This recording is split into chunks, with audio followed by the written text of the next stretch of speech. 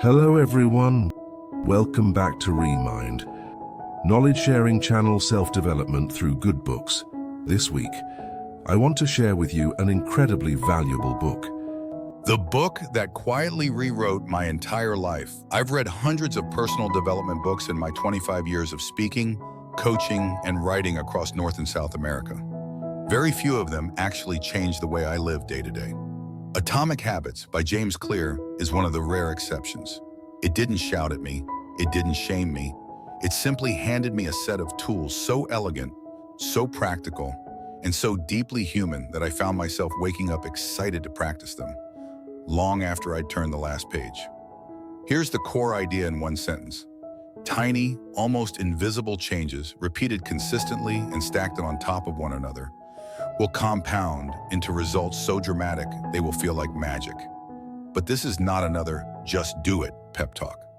James Clear gives you the science, the stories, and the exact playbook so that you stop relying on willpower and start designing a life that pulls you forward naturally. Come walk with me through the entire book, the way I wish someone had walked me through it the first time I read it.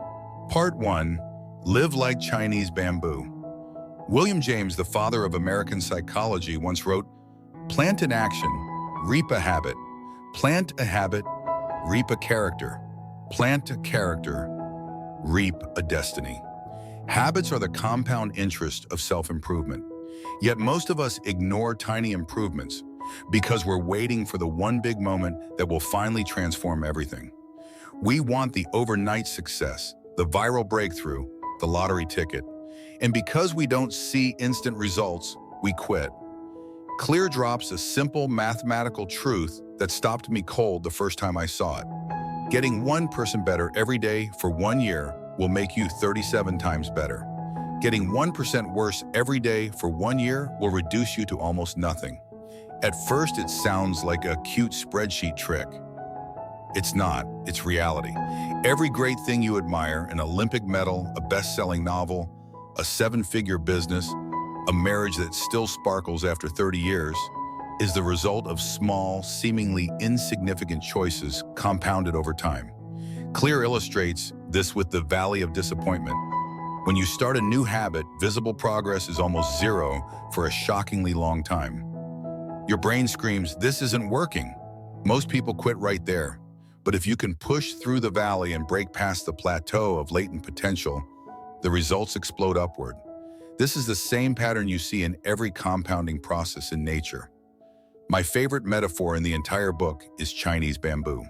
For the first 5 years after planting, even under perfect conditions, sun, water, fertilizer, you see almost zero above-ground growth. People think the seed is dead. Then, in the 6th year, something wild happens. The bamboo shoots up 90 feet in about 6 weeks. Where was it growing all that time? Underground. The first 5 years were spent building an invisible root system so massive that when the moment came, explosive growth was inevitable. Live like Chinese bamboo. Trust the invisible roots you are building today. The tiny choices that feel pointless right now are quietly preparing you for a breakout that will shock everyone, especially you. Part 2. If you only aim at the target, you will lose. Goal setting is overrated. Yes, you read that right. I spent decades teaching people to set smart goals. And James Clear just smiled and said, "Goals are good for setting direction, but systems are what get you there." When you focus only on the outcome, lose 20 pounds, make $1 million, run a marathon, you create 2 dangerous traps. 1, you postpone happiness. You tell yourself, "I'll be happy when..." That single sentence robs you of joy today and tomorrow. 2, the moment you hit the goal, motivation disappears. You've won the game. Why keep playing? That's why so many people yo-yo diet, make a bunch of money and lose it, or train for a race and then never run again. Winners and losers often have the exact same goals. The winner has a system that makes the right actions inevitable. Shift your identity from someone trying to achieve something to someone who already is that person. The goal is no longer to run a marathon. The goal is to become a runner. The goal is no longer to write a book. The goal is to become a writer. When the identity changes, the behavior follows naturally, and the results take care of themselves. Happiness is not waiting at the finish line. Happiness is available right now in the process when you fall in love with becoming the type of person who naturally does the things you want to do. Part 3, the most powerful lever you have is your identity. Behind every system of actions is a system of beliefs. If you want a behavior to last, it has to become part of who you believe you are. Trying to eat healthy? Stop saying, I'm trying to eat better. Start saying, I'm the kind of person who takes care of my body. Trying to write every day? Stop saying, I want to finish a book. Start saying, I'm a writer. Trying to save money? Stop saying, I need to budget. Start saying, I'm someone who values freedom more than stuff.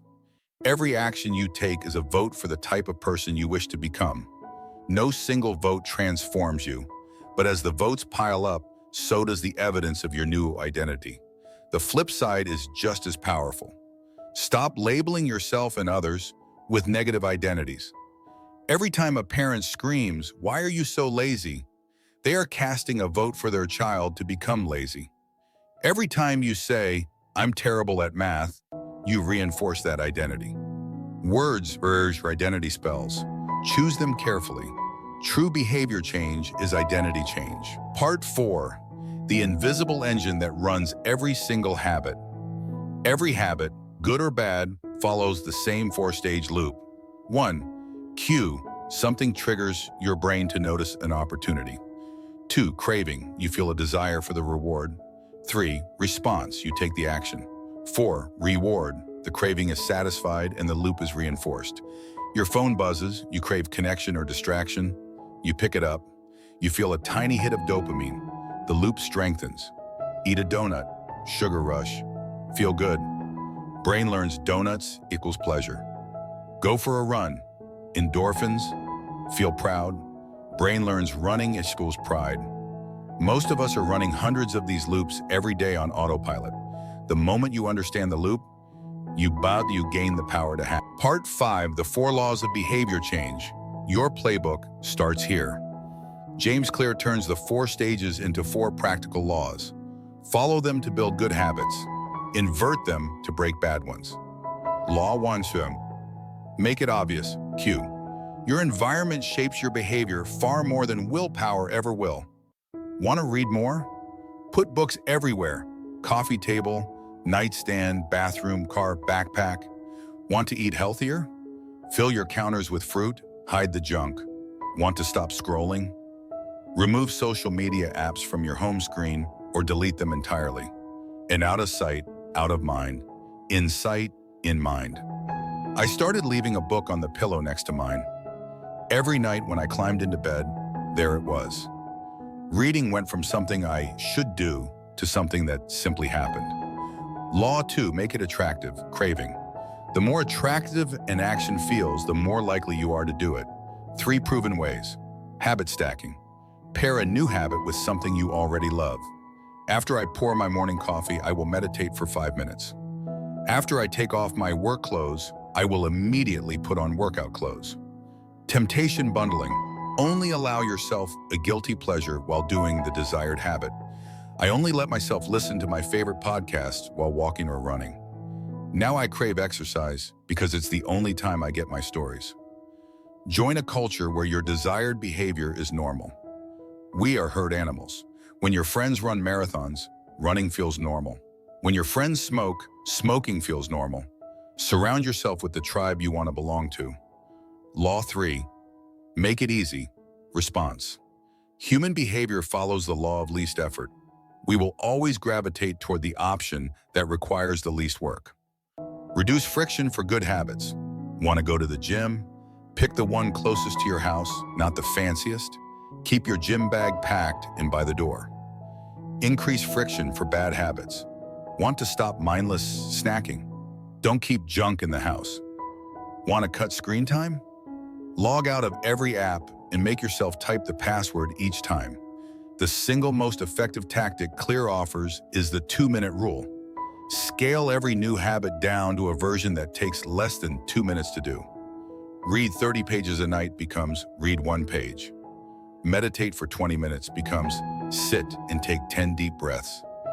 Go to the gym for an hour becomes put on my workout clothes. Start so small you cannot fail. Once the habit is initiated, momentum almost always carries you further than you planned. Law 4, make it satisfying, reward. We repeat what feels good immediately. Good habits usually feel bad immediately and good later. Bad habits feel good immediately and bad later. That's why good habits are hard and bad habits are sticky. Solution: engineer immediate rewards for good habits. Use a habit tracker and enjoy the satisfaction of never breaking the chain. Give yourself a small treat right after the habit, a piece of dark chocolate after writing, a favorite show after cleaning. Never miss twice. Missing once is an accident. Missing twice is the beginning of a new bad habit. Track your habits publicly or with an accountability partner. The mild social pressure is rocket fuel. Part 6, 3 final warnings from a guy who's been living this for years. 1. Choose the right game. Your time is finite. Not every habit is worth building. The highest ROI comes from habits that play to your natural strengths and interests. Find the thing that feels like play to you, but looks like work to others. That's the intersection where world-class results become sustainable. 2. Habits are the entry point, not the end point. Habits make you reliable. But mastery requires deliberate practice and flow states. Once a habit is automatic, keep pushing the edge. Automate the floor, then raise the ceiling. Never let routine become a cage. 3.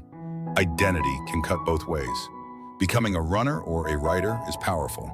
But if you tie your entire self-worth to that label, and one day you get injured or have a bad writing week, you can spiral. Remember, you are always bigger than any single identity. Habits serve you, you do not serve habits. The quiet promise of atomic habits. These tiny changes don't just add up, they multiply. One good habit makes the next one easier. Reading every day leads to clearer thinking, which leads to better conversations, which leads to new opportunities, which leads to more confidence, which leads to bolder habits. It's a virtuous flywheel. I started with the tiniest habit, reading 1 page before bed. That single page turned into 20, then 50. The books changed my thinking. The thinking changed my actions. The actions changed my results. The results changed my life. You don't need more willpower. You need a better system.